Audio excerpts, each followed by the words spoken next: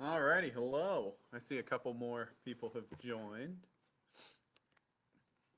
Alright, so I'm going to go ahead and get started. So, this is Science Explosion. Welcome, my name is Zach, and I am coming at you from Hudson Public Library in Hudson, Iowa, just in case we have some people tuning in from elsewhere. Alrighty, so today we're going to be talking about DNA. And we're going to do two different things in this. I'm going to help you to make your own candy model of DNA so you can see how it works. And then after that, we're going to do an experiment that's a little bit more complicated than what we usually do, but I think it's going to be worth it. You're going to see something really neat. All right, so without any further ado, let's get started. All right, so for making some DNA, we need just three things. Give me just a second here. I gotta reach my other one. There we go. I always keep things behind my computer when I'm doing this. Alright, so what you're gonna need to make your own model of DNA is some licorice. Any kind is fine as long as it's the rope kind. If you get the little nibs, that's not gonna work. And if you don't have licorice, use some other sort of long candy strip. And then some marshmallows. Now it's really important that you get something with at least 4 colors in it. So if you don't have those 4 colors, then you're not going to be able to make it look like DNA, or at least represent DNA. You can use other types of things. If you have fruit, then that would work too, just as long as you have 4 different kinds of fruit. I used marshmallows for this just because they will stay on the shelf really well and I didn't have to worry about refrigerating them too much. Alright, so you are going to start out by opening everything up, which I haven't done yet. That smells good. I love licorice. Alright, so what you're going to need, oh, and then your third thing you'll need is just some toothpicks. Alright, so you're going to take your licorice. You'll need 2 of them. And then eventually you'll want 4 if you're going to do this all the way.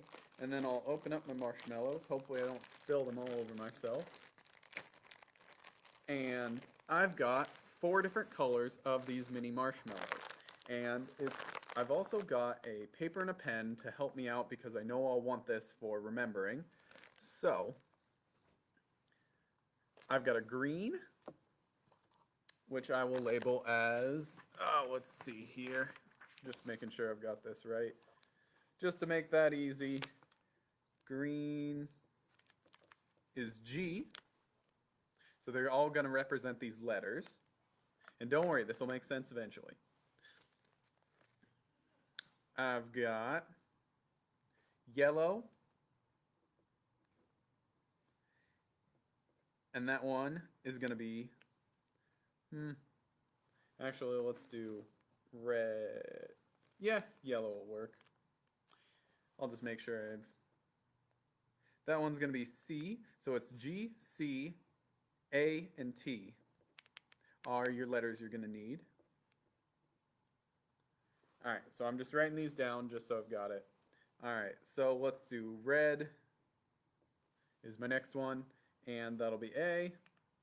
And then my last color is orange, and that'll be T. Alright, so now I've got my 4 colors assigned. So I've got orange, red, yellow, and green, and they all represent G, C, A, and T are the letters you're going to have. And I'm going to keep saying those so you don't have to remember those if you don't get those written down or anything. Alright, so you're going to take your toothpick, stick it in. Be careful not to poke yourself with the toothpick. And then you're going to take a color of marshmallow and stick it on there. It doesn't matter what kind. And then you're just going to keep going up like this. You're sort of making a ladder. So just grab the random colors, stick on a toothpick, and then stick on one marshmallow. and then just go until you reach the top.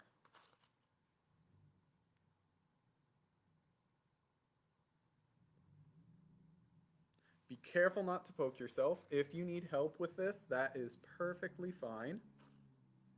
You can make a pattern with this if you want. We're not making a specific code with this, but just grab random colors.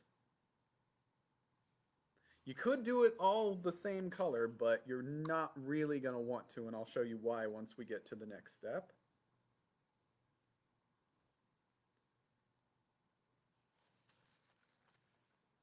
All right, this is already starting to look pretty colorful. So just keep grabbing your toothpicks, stick them in like this. Be very careful not to poke yourself. I'm holding it at the side so I don't poke myself with the toothpicks. If you want, also, you could lay it down and then stick them on there. Just be careful not to poke yourself because that's not going to be very fun.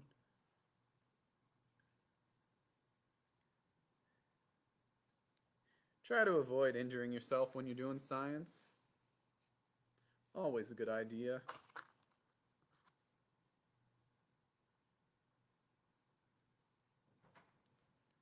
Alright, so keep grabbing your toothpicks and then your marshmallows.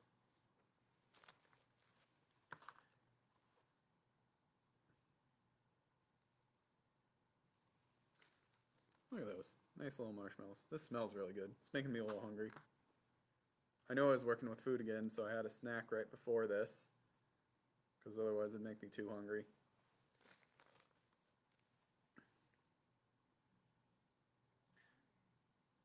All right, look at that. So we've got it all lined up on one side. Now I'm going to tell you the cool thing about what these marshmallows represent. So we're talking about DNA. And if you need to know the long name, that's deoxyribonucleic acid. All right, so I know that's a long word for some of you, especially the younger ones in here, but I'm going to talk to you about what that actually means. All right, so this side thing right here is going to be the main structure of the DNA, kind of holding it together. And appropriately enough, it is deoxyribose. So that's the first part, the D in this. And that's a long word, but what it actually is just a sugar.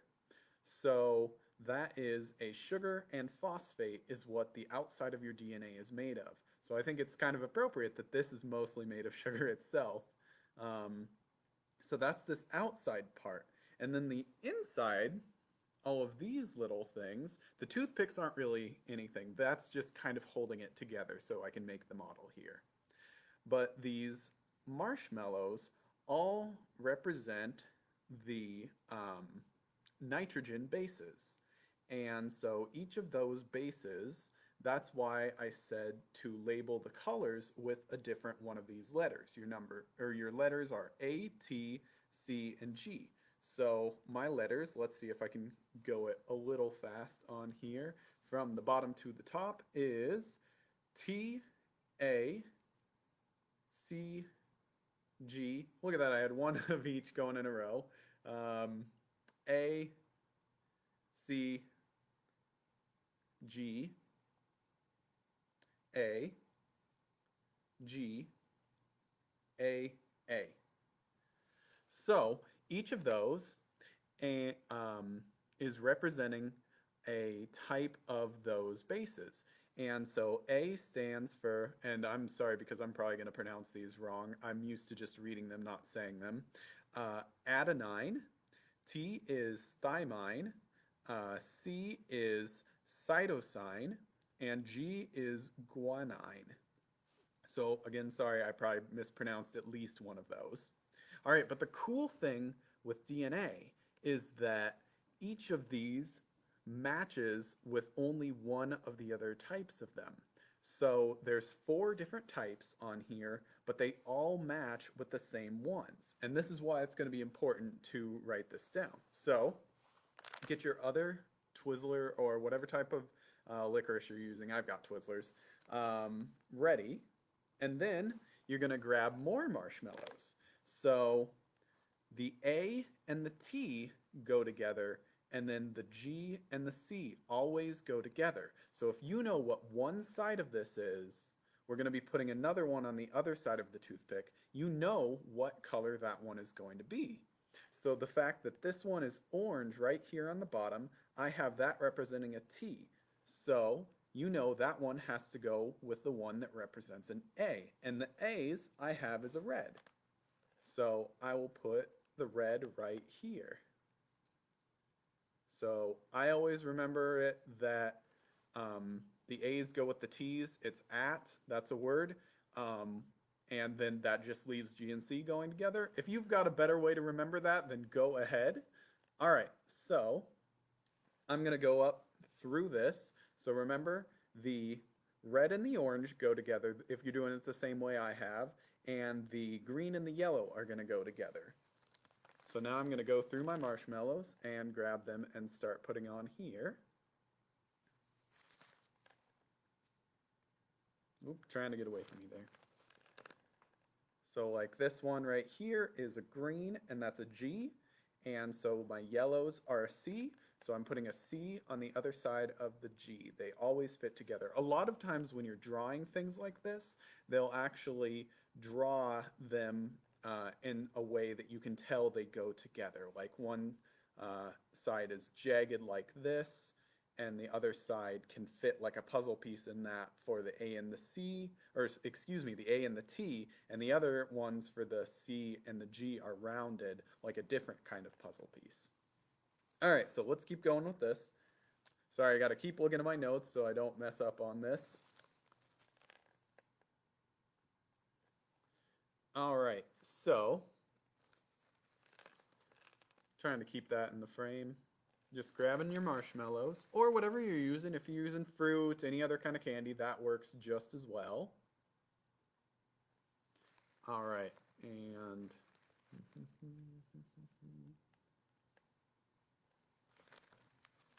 look at this tasty looking DNA.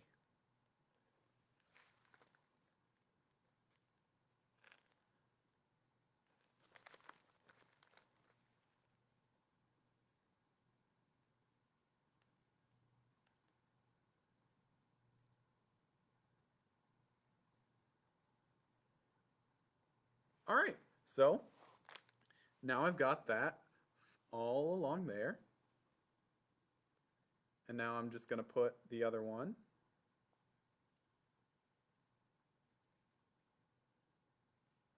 along here. Stick it in on that, and remember, don't poke yourself with your toothpicks.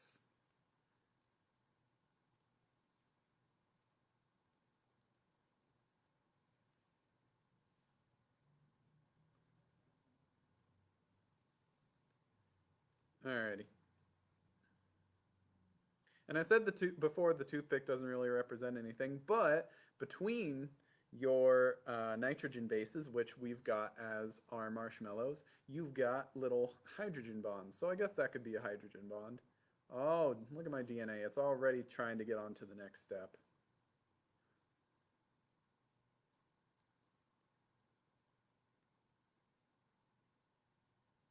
And there we go. So this is a DNA molecule. We've only got one more step left, and it's a pretty easy one here.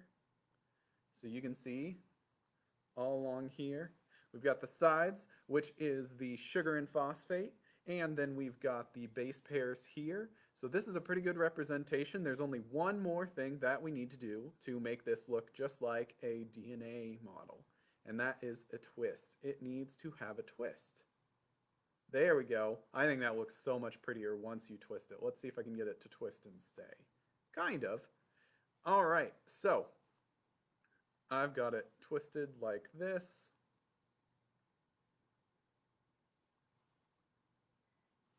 And there we go.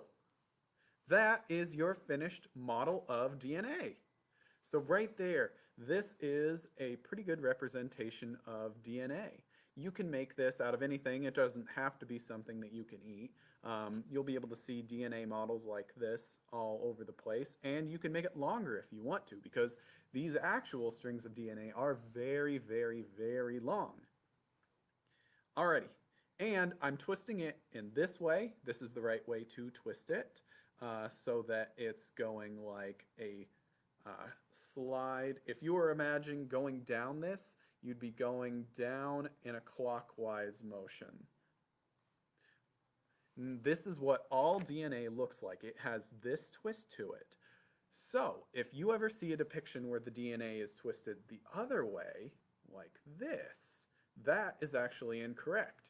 And if you want to really impress the people where that is, you can send them a message. Either send them an email, or if they've got social media, put it on somewhere on there, or write them a letter letting them know that it should be that clockwise direction, not a counterclockwise. Ooh, I have been twisting this too much and it's started to come apart. But that is okay, because I'm going to show you something else with this DNA. So this is a complete DNA strand. I'm going to fix it just a little bit here so it's not completely falling apart on me. So this is my complete DNA strand. So I've talked about what DNA is made of, but I haven't talked yet of what actually is DNA. So a simple answer for that is that it is your body's blueprints. You and all other living things have DNA that basically tells your body, and whatever that organism is, let's just focus on you, it's going to tell what it is. So that's why a lot of people say it's like a blueprint, which if you don't know what that is, that's instructions. So if you've got, let's say you've got something like a Lego set, which you've got the instructions that come with those Lego sets.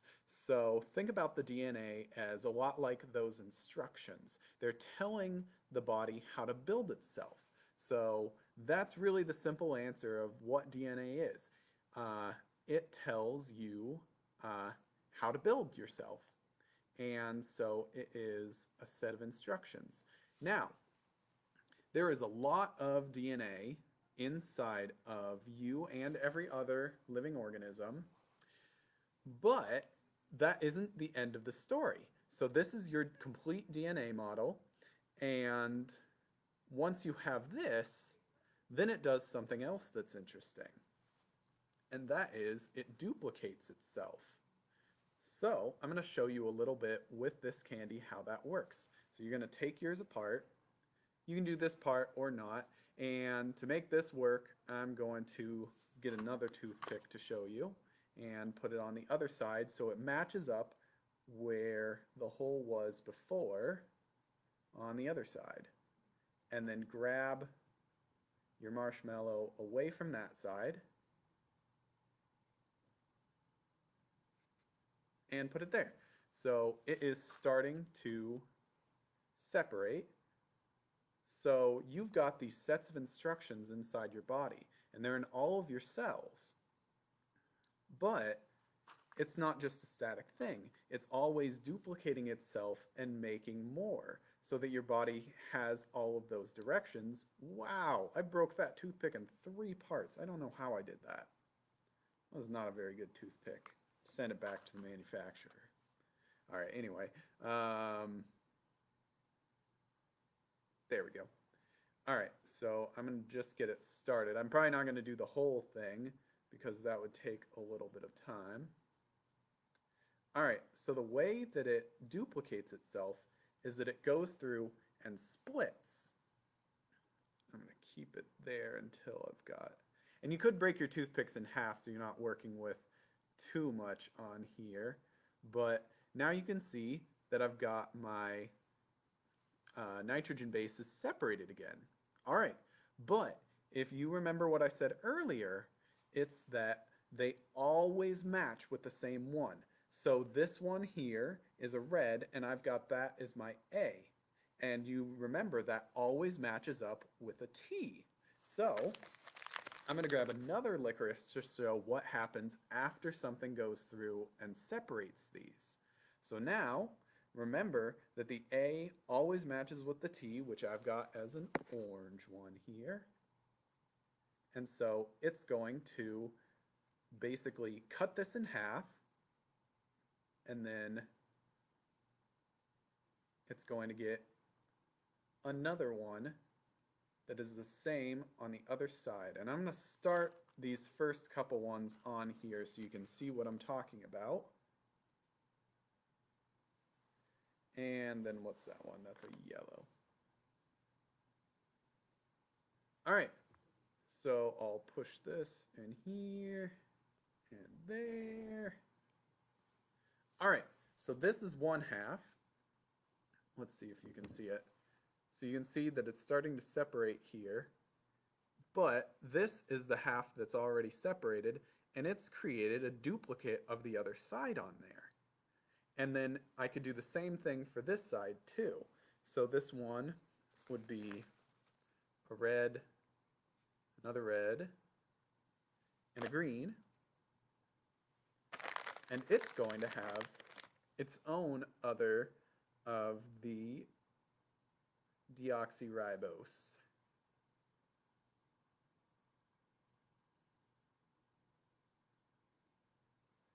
So you can see the beginnings of those two there. And if you look, they are identical. So it's made an identical copy of itself because it knows that the opposite side is always going to be the same. So you can see that I've got orange, orange, yellow on the left side and red, red, green on the right side. And it's the same on this side. Orange, orange, yellow, and red, red, green. All right, so I'm going to do one more. Split here. And another one.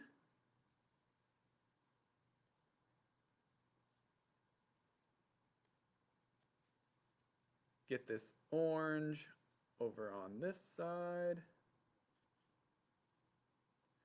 All right, so now it might be a little bit hard to see. I've got an orange, which is a T on this side, and a red, which is an A on this side. All right, so you're going to do the same thing. Over here, on the left side, there's a red.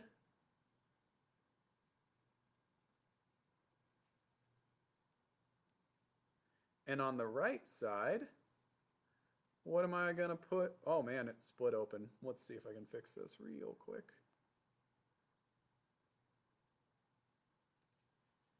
All right, and on the right side over here, what would I put? All right, so if you said the orange, which is my T, then you'd be right. But that's not what I'm going to do. I'm going to put a yellow right here. Alrighty, look at that. So, why did I put a yellow one on here? So if you've been following along, you know this one should be an orange one. That should be a T. But instead, I put a yellow, which is a C. So that means this did not code right. So it didn't duplicate wrong. It made an error. Now you might be thinking, well, Zach, that looks like you just messed up on that. And yes, and the thing is that this is actually what happens in your DNA. So I've only got this going about a dozen levels on here, a dozen different base pairs, but this goes for millions and millions of these down there. And when it does all of that duplicating, sometimes your body actually does make that mistake, and so it ends up coding it wrong. But that's not always a bad thing. So when your DNA duplicates itself, but it makes an error in the coding, that's a lot like if you're making an error when you're coding on a computer. But that is what causes mutations.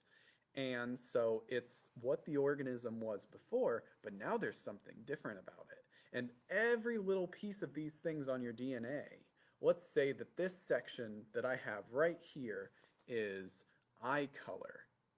or just your eyes in general. But now that I've done this one, there's an error in it. And so let's say you had brown eyes, but now this person has a mutation in their genes and they have blue eyes. And that's actually what happened. So at one point in time, every single person in the world only had brown eyes. But then there was a mutation that allowed them to have blue eyes. And so that person now has that. So I'm going to fix this so it looks a little nicer, so I can have my just plain one again. All right, so this is the duplicated one. Let's say that it just duplicated all the way on here.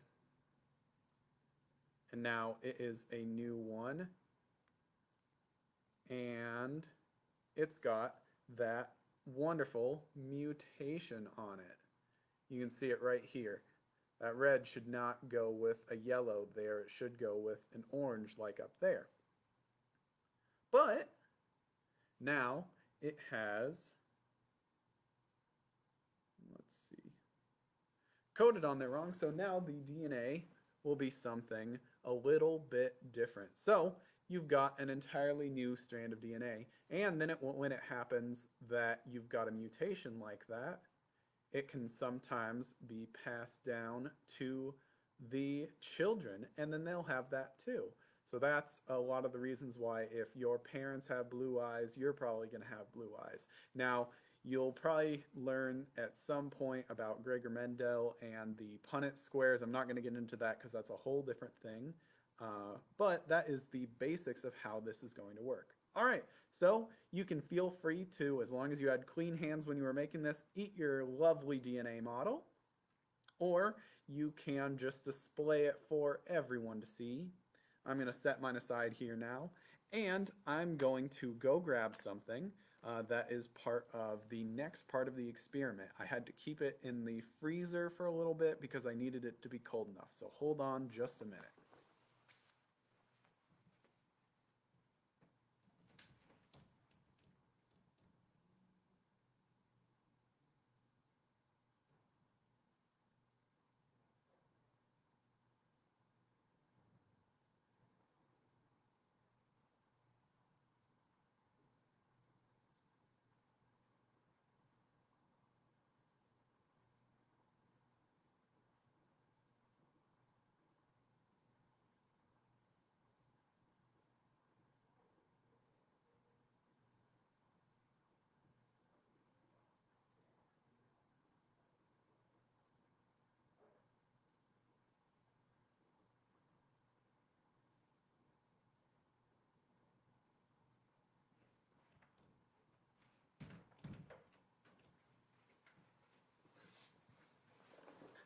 Alrighty, thank you for waiting for me.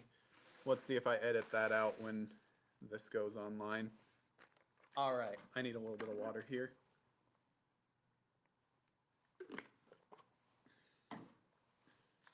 Look at that, I'm loving my little strand of DNA here.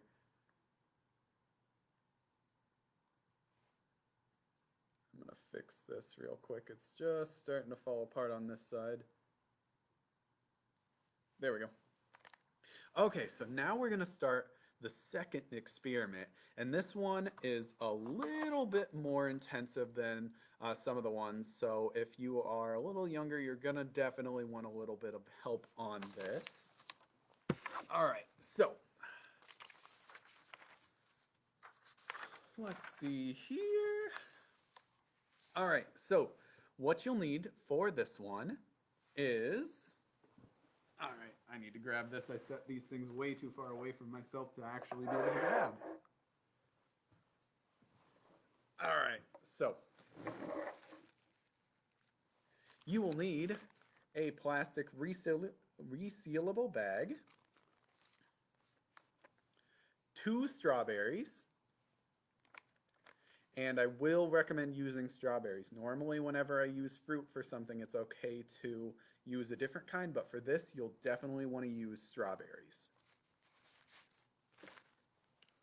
And then you will need some dish detergent. I don't have much left in this bottle, but that should be all I need. You'll need 2 teaspoons worth. Then you'll need a half a cup of water. I'm just going to fill that up in the sink over there when I'm ready. You need 2 cups or jars. I've got a couple of glass jars here. You need a coffee filter. If you don't have a coffee filter, there are some other things that'll work for this. You could use a cheesecloth, will work really well for this too. Otherwise, if you have a very thin type of paper, normal printer paper won't work, but if you have an especially thin type of paper, that'll work. Otherwise, if you have an old t-shirt or a sock, that should work pretty well. Just ask before you use some of those things.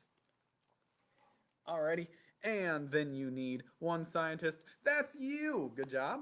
And then you need a half a cup of rubbing alcohol. And so that is isopropyl alcohol. And I've got a 70% solution. This kept in the freezer. That'll actually help this to work really well. And that's why I waited to get this.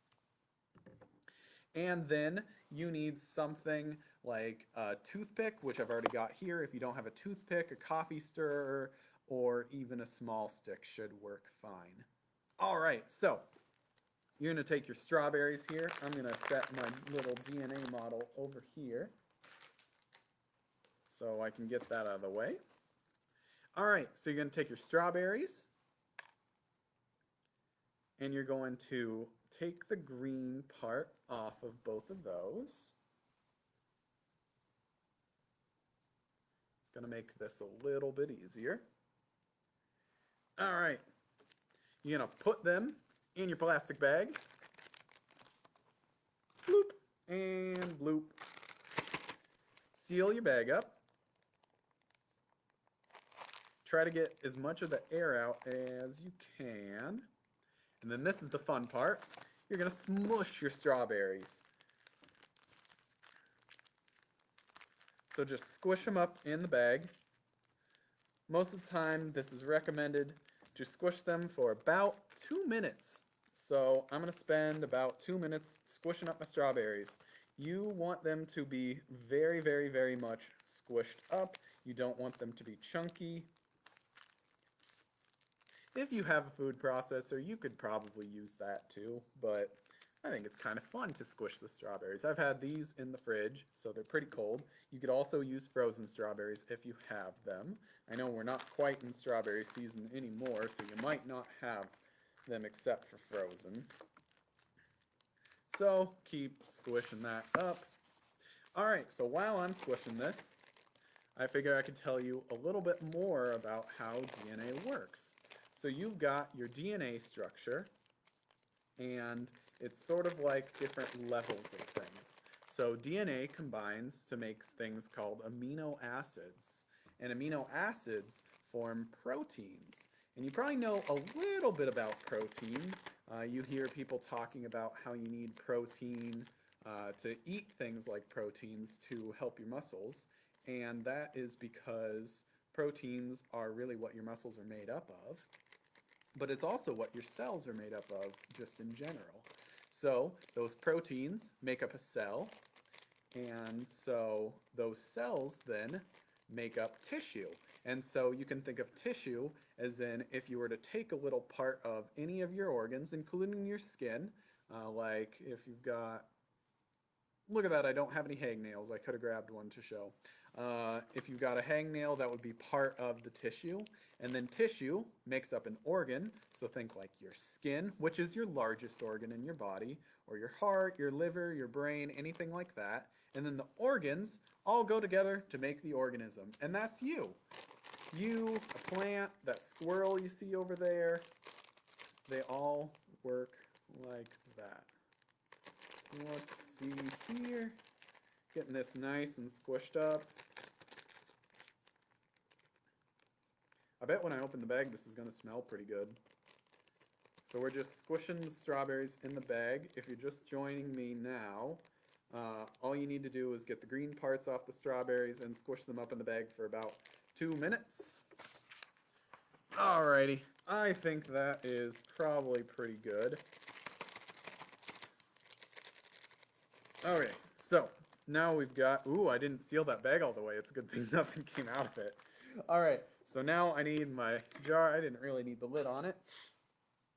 All right, so you're going to make your DNA extraction mix. So that's going to tell you a little bit of what we're actually doing here. All right, so that is going to be,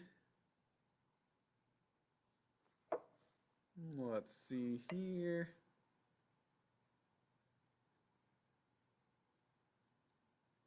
All right, so half cup of water, which I'm going to get from over here.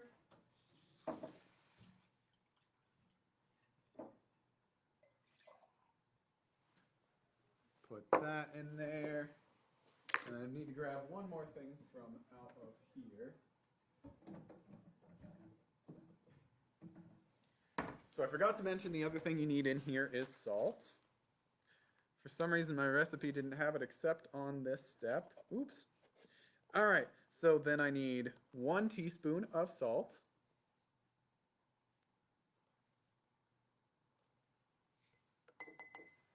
And then I need 2 teaspoons of dishwashing liquid. So I'm going to open this up and try not to spill it everywhere. So there is 1, 2. There we go.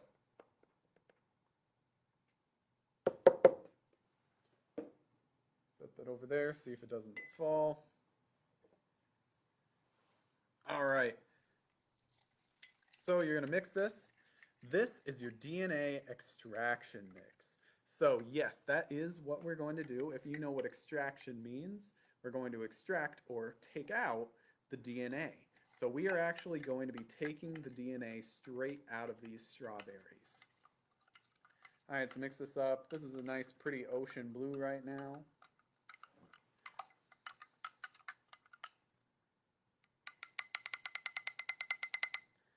All right, make sure it gets all mixed up, especially with the salt. You'll want it in there. All right, then you're going to open your bag back up with your strawberry crush in it. And you're going to add 2 teaspoons of your extraction mix. So 1,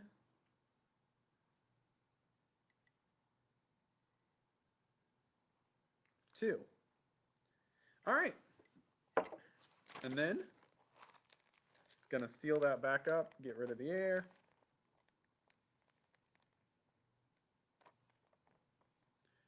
And you get to smash this again.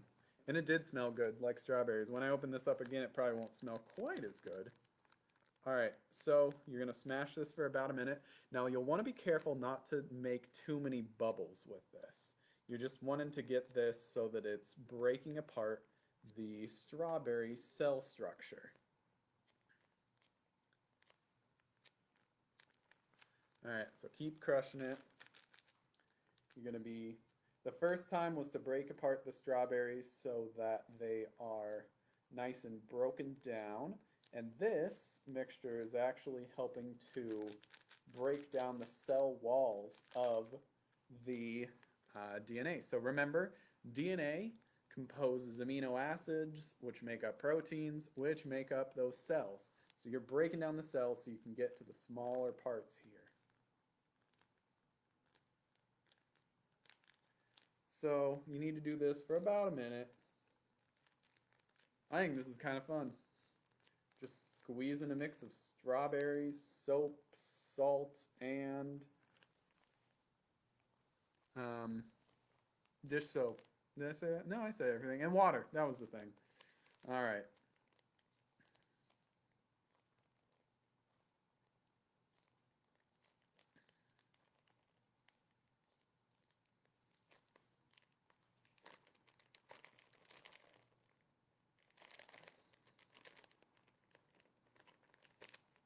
And I haven't tried this before. I've seen this done, but I haven't done it myself. I prefer to do these experiments, with some exceptions, for the first time with you guys because I like to be able to see it for the first time myself because I think discovery is a huge part of working on science. All right, that's been more than a minute, so I think we're good there. All right, so I'm gonna set that down. And then I've got a smaller glass jar. You can use a bigger one if you have it too.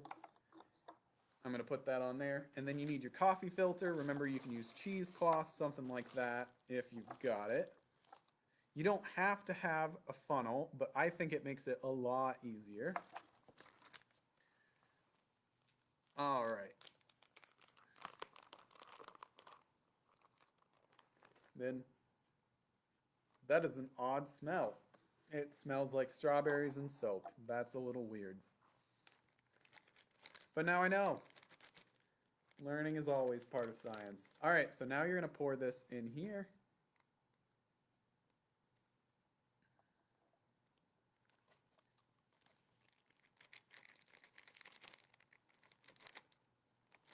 You know, this is my hypothesis. Somebody could test this if they wanted to.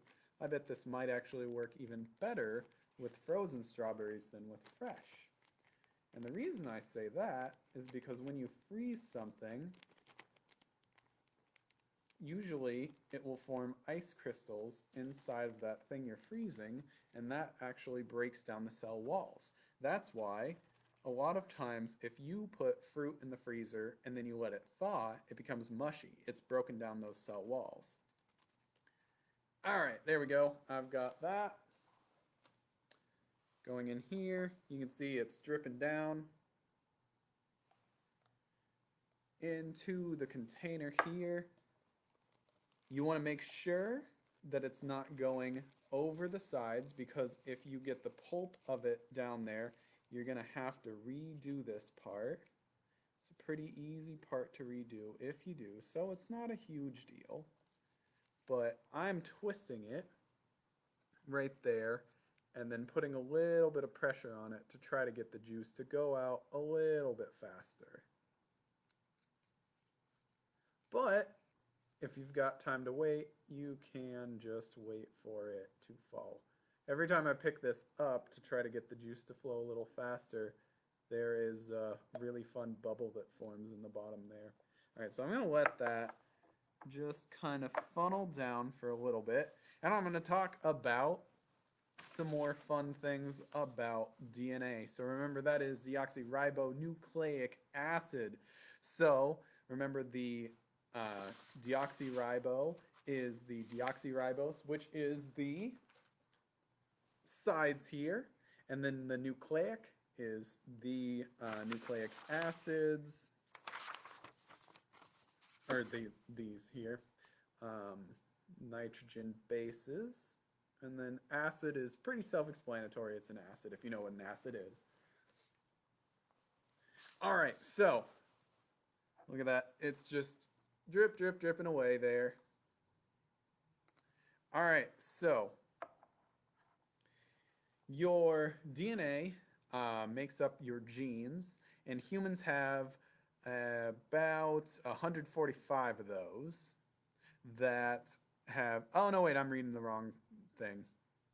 We have as many as 145 genes that have been transferred from bacteria or viruses. So those are actually genes that we've gotten from other organisms. All right, so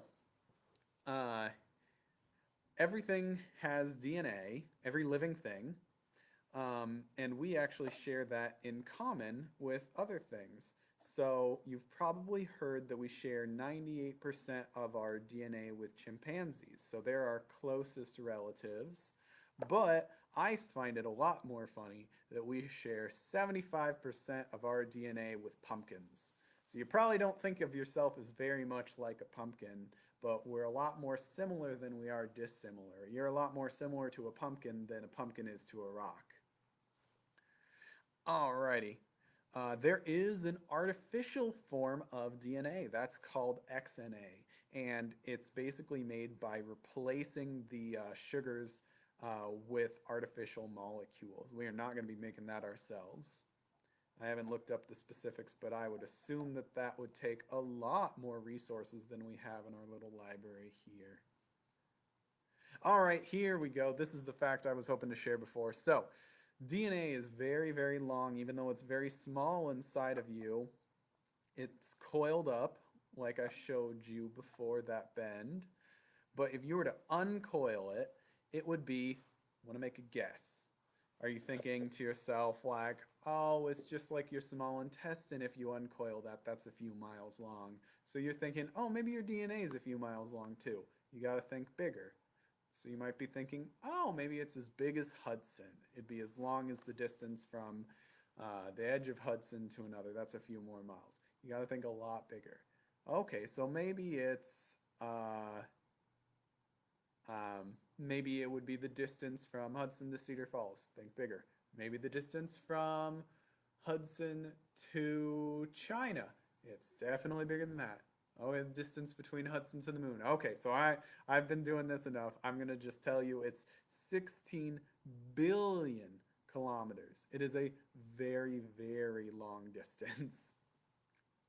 Alrighty, so I talked about the process of a DNA copying itself, and that was taking me a few minutes to do that with these candy models. But your actual DNA, for one of your cells to copy all of its DNA, it takes about 8 hours. All right. I'm going to squeeze this a little more. So you can squeeze this to try to get the juices out. I'm going to stain my fingers probably. But again, make sure that you're just squeezing it, you're not spilling it.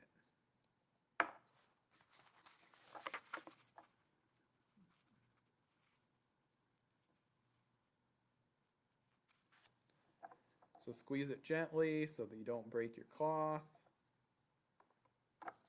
Like I'm doing here. This is why I only got a small baby food jar, because I knew that it wouldn't be that much juice going in there. Ooh, look at that, staining my fingers, something fierce. Okay, I'm gonna rinse my fingers off real quick so I don't end up getting that all over my nice lab coat. Because I've somehow managed, though, even though I wear this lab coat almost every time, not stain it. I don't know how I've done that. All right. So I talked a little bit about mutations. Let's see. Eye color is a mutation, but also things like your hair color is going to be a mutation if you have a hair color other than black or dark brown hair. And let's see here. So, have you ever found a four-leaf clover? That is a mutation of the regular three-leaf clovers. I think that should be enough juice that I'll be able to get something out of that. So I'm going to set this aside.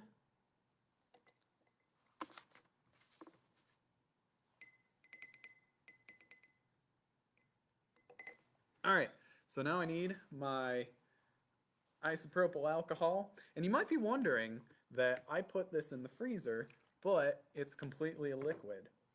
So the reason for that is actually because you can put an alcohol like this, rubbing alcohol, in the freezer without it freezing, because the freezing point of water is 32 degrees Fahrenheit or 0 degrees Celsius, but the freezing point of alcohol is a lot lower. So you need to have a freezer running very cold to freeze this alcohol. All right, so you're going to take your strawberry liquid and then and you're going to pour it down the side of the container. So tip your container. You're not going to want to disturb this too much. You're going to want to be gentle with this. You don't want to mix or stir this. I want to be very clear about that. So you're going to pour in the same amount of alcohol as you have strawberry juice. And I'm eyeballing it a bit.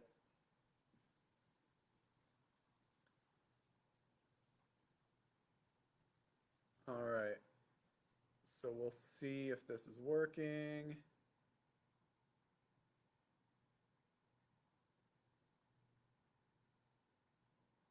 Hopefully.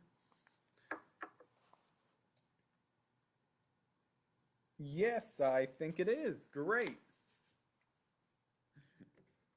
That's always the risk with doing some of these experiments for the first time. All right, so you can't really tell now, but this is going to be separated by density, the dense strawberry mixture on the bottom, and then the isopropyl alcohol on top here. But I can notice something floating right above the strawberry mixture.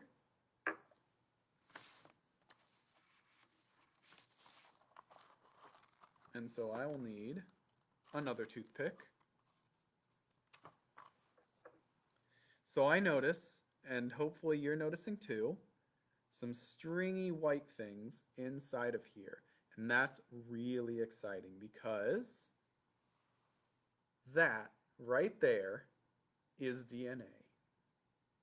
So this is the building blocks, and it's going to have a little bit of the isopropyl alcohol sticking to it and dripping a little bit.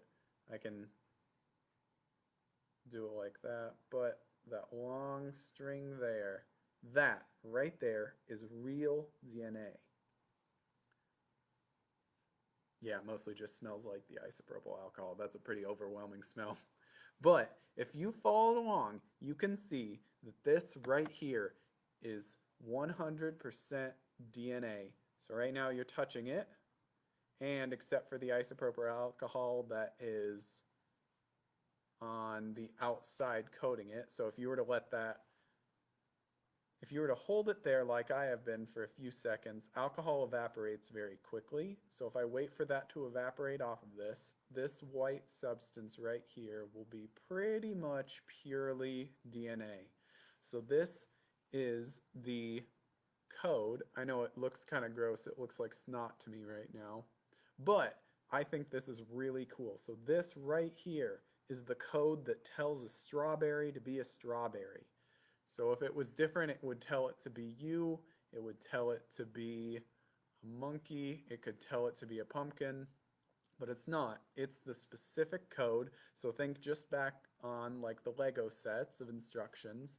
If you've got, this is like the instructions for, let's say, a Lego TIE Fighter. And that's different than the instructions for a Lego Hogwarts castle. So this is the specific instructions for making a strawberry. And so it's going to get passed down from thing to thing. And you might have noticed that there's different varieties of strawberries. And so those are going to have slight differences in their DNA on them. So there's always going to be a little bit of a difference between the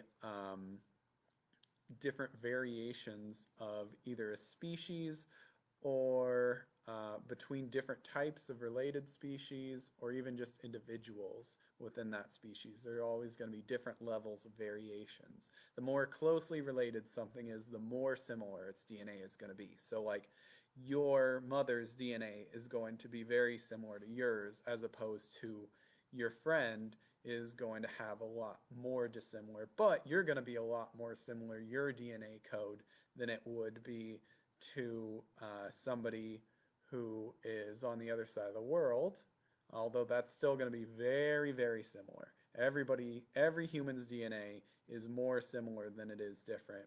But that's going to be a whole nother level different of looking back at that pumpkin. So I just think this is kind of fun to watch here.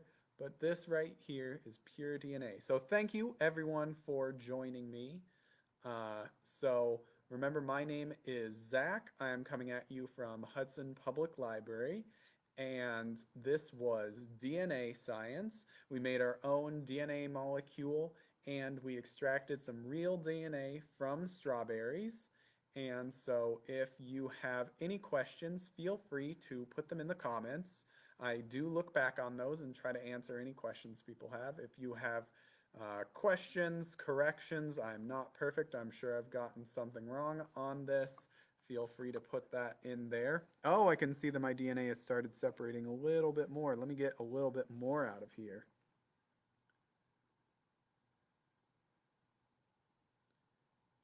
Oh man, it is not sticking very well. There There we go. Oh, look at that. That is beautiful. A big old glob of DNA. Alrighty, but anyway, thank you so much for joining me. This is Science Explosion. Zach coming at you from Hudson Public Library. And next week, we are going to have a special Halloween spooky science. So I hope you join me then. Thank you very much. Bye.